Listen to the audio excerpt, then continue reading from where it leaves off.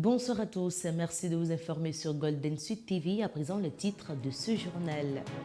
Dans le cadre de la prise en charge du cancer, le Programme national de lutte contre le cancer PNLCA et la coalition des entreprises de Côte d'Ivoire contre le sida, la tuberculose, le paludisme, le cancer et les maladies émergentes ont signé une convention récemment.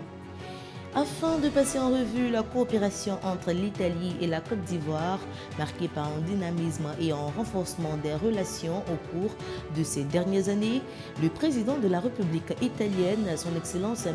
Sergio Mattarella, est en visite officielle en Côte d'Ivoire. Et puis pour ce dossier golden de la semaine, le cap est mis sur le Sénégal.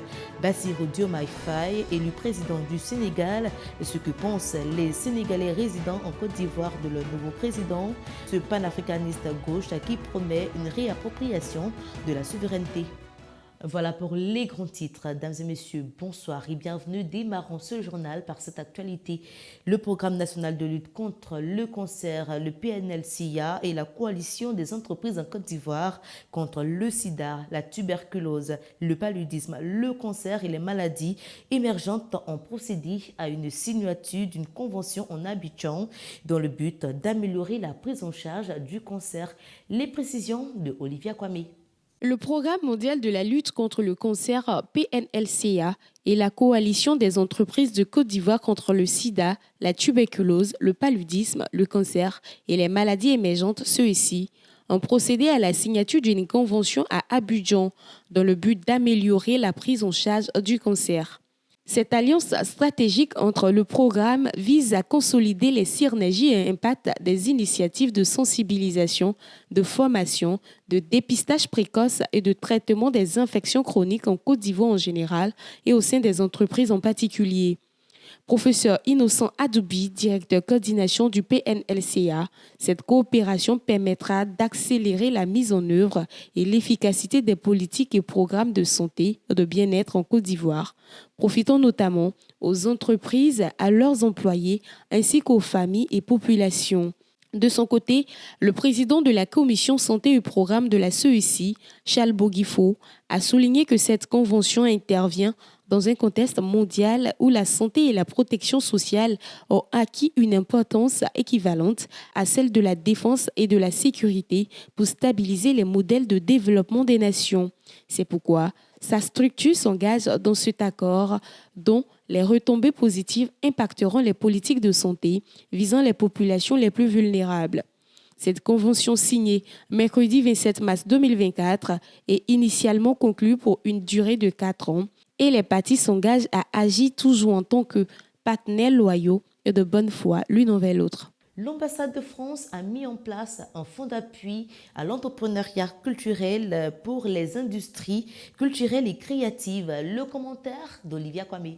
L'ambassade de France a mis en place un fonds d'appui à l'entrepreneuriat culturel FAEC pour les industries culturelles et créatives ICC, a appris ce jeudi 4 avril 2024 dans une note d'information. Au cours de cette soirée, le FAEC, un fonds mis en place par l'ambassade de France, soutenu institutionnellement par le ministère de la Culture et de la Francophonie, et géré par Esparneuse, qui vise à renforcer les efforts déployés par le gouvernement ivoirien conformément au plan national de développement PND 2021-2025 pour structurer davantage le secteur et en faire une industrie véritable, rentable, a été présenté dans les détails.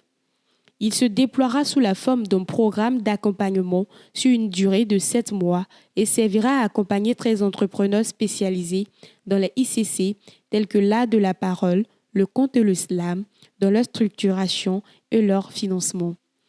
La ministre de la Culture et de la Francophonie, Françoise Remac, a pour sa part souligné que cette initiative ambitieuse s'aligne parfaitement avec la vision du gouvernement de faire de la Côte d'Ivoire un hub régional des ICC. À terme, le programme FAEC donnera naissance à une marque dénommée Creative CI, qui servira de plateforme de promotion et de valorisation des œuvres culturelles et créatives du secteur des ICC. Cette marque sera développée par ESP, dont la mission est d'accompagner durablement les entrepreneurs africains vers le succès depuis 2011. Creative CI disposera d'un site web et de canaux numériques dédiés permettant de diffuser régulièrement l'actualité des ICC. À terme, le programme FAEC donnera naissance à une marque dénommée Creative CI qui servira de plateforme de promotion, de valorisation des œuvres culturelles et créatives du secteur des ICC.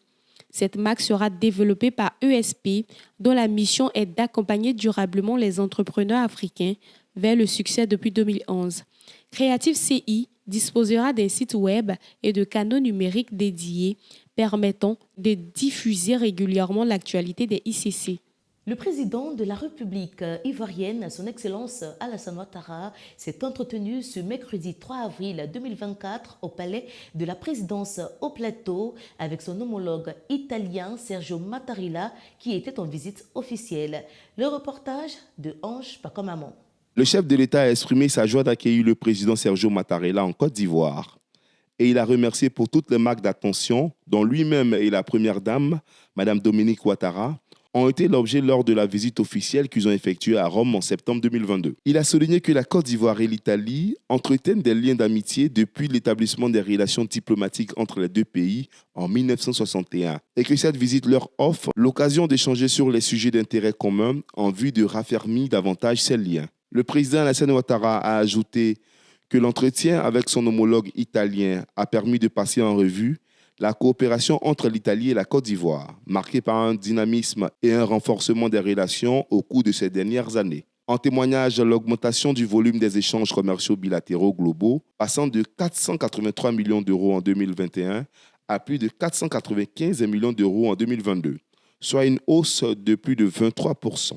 De même que l'implantation d'environ 80 entreprises italiennes en Côte d'Ivoire. À cet égard, ils se sont félicités de la fructueuse collaboration entre le groupe italien Eni et la société ivoirienne Petroci, qui a abouti récemment à la découverte d'importants gisements de pétrole et de gaz, baleines et calao, pour des investissements évalués à respectivement 9 et 6 milliards de dollars. Le chef de l'État a invité les entreprises italiennes à s'intéresser également à la transformation du cacao et de l'anacarde. S'agissant de la question de la lutte contre la migration irrégulière, le président Alassane Ouattara a noté le choix porté sur la Côte d'Ivoire pour faire partie des pays bénéficiaires du programme 2023-2025 des flux légaux d'entrée en Italie des travailleurs étrangers, ainsi que la volonté affichée de notre pays de lutter contre la migration irrégulière en direction de l'Italie. Pour terminer, le chef de l'État a réitéré ses remerciements à son homologue italien et a raffirmé la disponibilité de la Côte d'Ivoire à œuvrer au renforcement des relations historiques, d'amitié et de coopération entre les deux pays.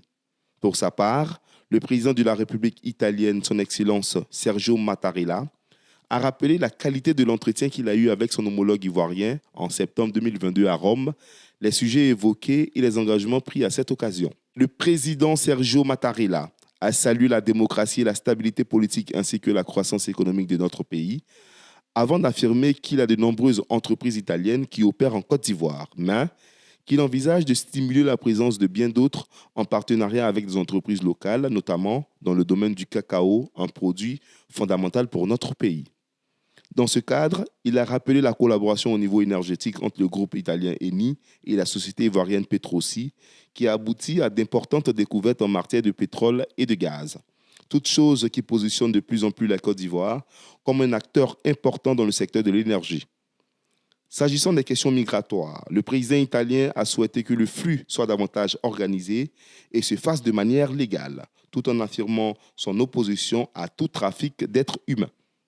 Pour terminer, le président de la République italienne a félicité son homologue ivoirien pour la récente victoire de l'équipe nationale de football de Côte d'Ivoire à la dernière Coupe d'Afrique des Nations de football CAN 2023. Notons que dans la soirée, le président Alassane Ouattara et la première dame de Côte d'Ivoire, Mme Dominique Ouattara, ont offert un dîner officiel en l'honneur du président Sergio Mattarella, au cours duquel le chef de l'État italien a été élevé à la dignité de Grand Croix de l'Ordre national. Élu président du Sénégal, Bassirou Diomaye Faye a pris officiellement fonction.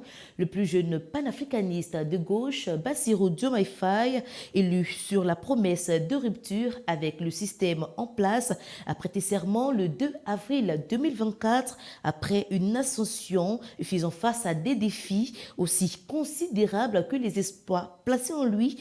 Nombreux sont les attentes de ces Sénégalais résidant en Côte d'Ivoire, qui est réellement Diomaye Faye, et quel est son parcours et quels sont ses projets pour le Sénégal.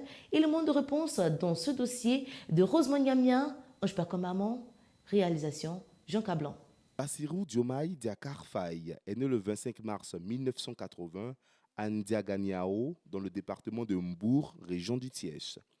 Il suit des études de droit à l'université Cheikh Anta Diop de Dakar et réussit à intégrer l'École nationale d'administration du Sénégal. Inspecteur des finances publiques et militant syndicaliste, il est secrétaire général du syndicat des impôts et des domaines. En dehors de ses occupations professionnelles qui tournent autour du droit, de la fiscalité, des finances et de l'économie, Bassirou Diomaye Faye écrit des poèmes et est intéressé par l'agriculture et l'élevage. Pendant ses loisirs, surtout en période d'hivernage, il s'occupe dans les champs de son village où il produit notamment des papayes. Il s'engage en politique au sein du Parti patriote africain du Sénégal pour le travail, l'éthique et la fraternité, le PASTEF, dès sa création en 2014.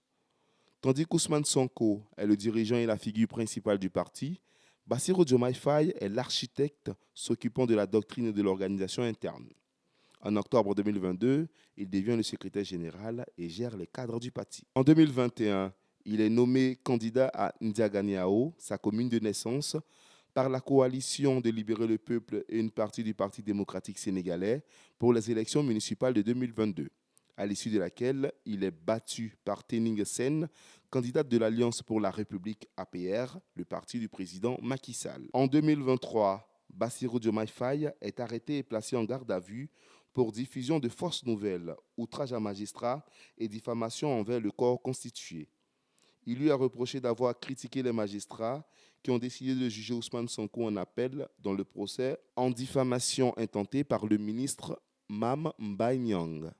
En effet, il estime que le procès en appel a été effectué trop rapidement, avant même la fin du délai pour faire appel du jugement en première instance. Le 20 février 2024, le Conseil constitutionnel sénégalais publie la liste définitive des candidats à l'élection présidentielle et Sonko n'y figure pas, après de longues et complexes procédures judiciaires.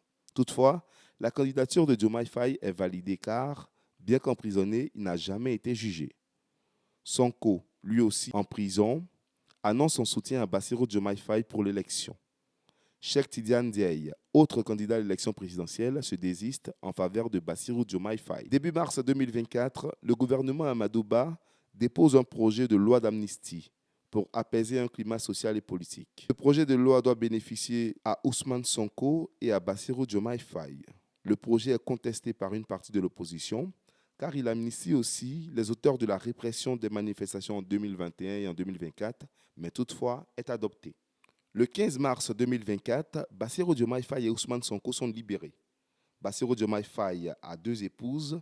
La première, Marie Koné Faye, originaire de Ndiaganiao, est chrétienne et est régulièrement coiffée d'un voile lors d'apparitions publiques. Le couple a une fille ainsi que 3 garçons, dont l'un est prénommé Ousmane Sonko, d'après le chef du PASTEF. La seconde, Absa Faye, est musulmane. Ce deuxième couple n'a pas d'enfant. Le programme de Bassirou Diomaye Faye s'intitule « Le projet d'un Sénégal souverain, juste et prospère ». Chef de file avec son mentor Ousmane Sonko d'une nouvelle génération d'hommes politiques en Afrique de l'Ouest, Bassirou Diomaye Faye présente son projet comme celui de la rupture et du changement de système. Bassirou Faye assure que le fondement de son projet est la réhabilitation des institutions de la République et la restauration de l'état de droit, bafoué selon lui par le régime du président sortant Macky Sall. Le prochain chef d'État promet de limiter les pouvoirs du président, susceptibles de destitution, de créer un poste de vice-président, d'interdire le cumul des mandats électifs, de lutter contre la corruption et d'instituer des peines alternatives à l'emprisonnement. Le nouveau président promet une réappropriation de la souveraineté, un mot employé 18 fois dans son projet. Il assure qu'il renégociera les contrats des mines et des hydrocarbures, dont le début de l'exploitation est prévu cette année. Il met aussi l'accent sur la nécessité de développer le secteur primaire pour garantir la sécurité alimentaire et se rapprocher d'une autosuffisance sur le riz notamment.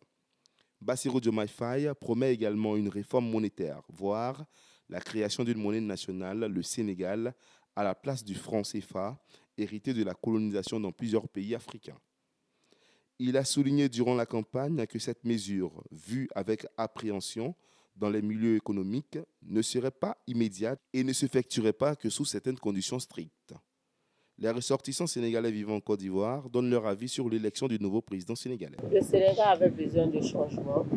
Tout le monde voulait un nouveau président, plus jeune, avec une mentalité de jeune. Voilà, c'est ce qui est fait et on est passé aux élections. Et comme tout le monde le sait, le Sénégal est un pays démocrate et ça s'est bien passé. On a élu le président que tout le monde voulait élire. Celui qui est Diomaye, voilà, donc on l'a élu. On attend de lui aussi de nous prouver ce qu'il vaut. Il nous a fait confiance, on lui a fait confiance. Et quand on regarde son, comment on appelle ça, son programme, en tout cas, ça nous sied. Et on a foi en lui, on respecte sa grandeur et on veut qu'il respecte aussi sa parole.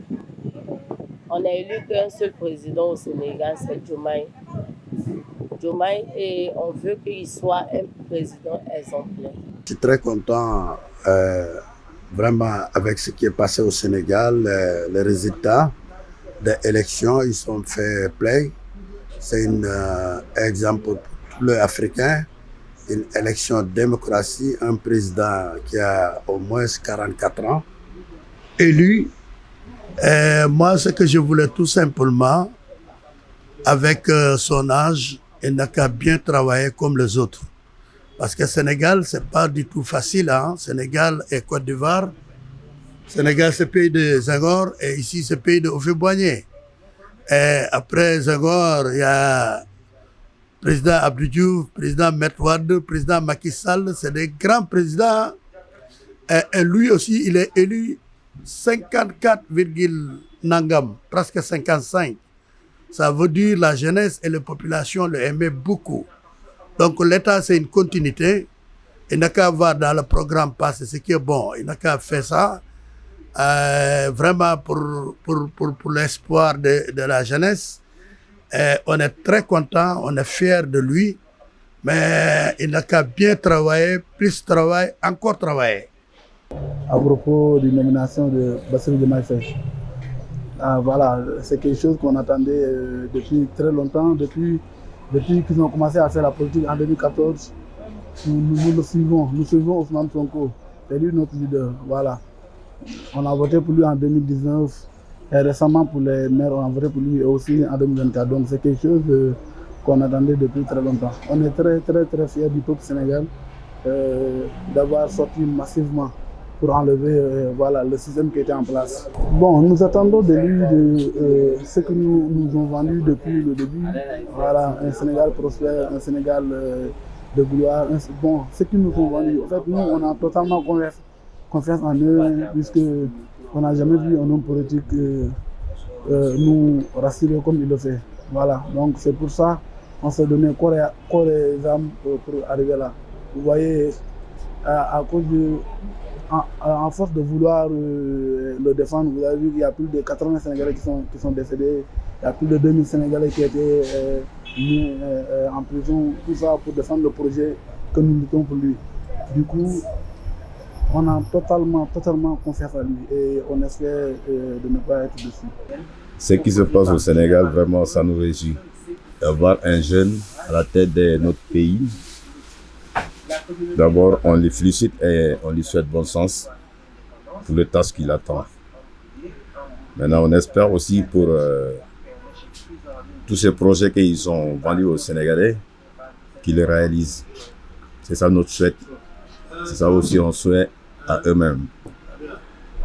En même temps, pour la même occasion, on espère que pour les Africains, ils vont prendre comme exemple ce qui s'est passé on peut changer le régime démocratiquement avec les votes, au lieu de faire des coups d'État, des renversements qui se répètent toujours en Afrique. En tout cas, on le souhaite de plein de réussite. On félicite aussi au peuple sénégalais, à toute l'Afrique, pour cette belle victoire et la nouvelle ère qui ouvre pour toute l'Afrique, on peut dire ça comme ça. Pour son programme, bon, on peut dire tout, hein, parce qu'il a touché dans tous les secteurs, on peut dire. Surtout pour la jeunesse africaine. Vraiment, il a un bon programme pour la jeunesse, parce qu'en Afrique aussi, il faut qu'on encourage nos jeunesses au travail. C'est ça qu'il a mis devant. En plus, c'est ce qu'on appelle citoyenneté, plus de civisme, plus d'engagement, plus de ardeur dans le travail, avec le respect mutuel. Ça fait partie de son programme. On lui souhaite de réussir ça, vraiment en plein. Surtout pour la jeunesse. Hein. Nous les jeunes, c'est ça qui nous intéresse plus. C'est pour ça aussi qu'ils ont voté massivement. J'espère qu'ils ne vont pas le décevoir. Nombreuses sont les attentes de ces populations vis-à-vis du nouvel élu. Bon mandat à Diomaye Faye, élu président du Sénégal. Et voilà qui met un point final à ce journal. Merci à toute l'équipe de réalisation et merci à vous de toujours nous suivre. Je vous donne rendez-vous la semaine prochaine. D'ici là, portez-vous bien et surtout bonne fête de Ramadan par anticipation à tous les musulmans de la Côte d'Ivoire.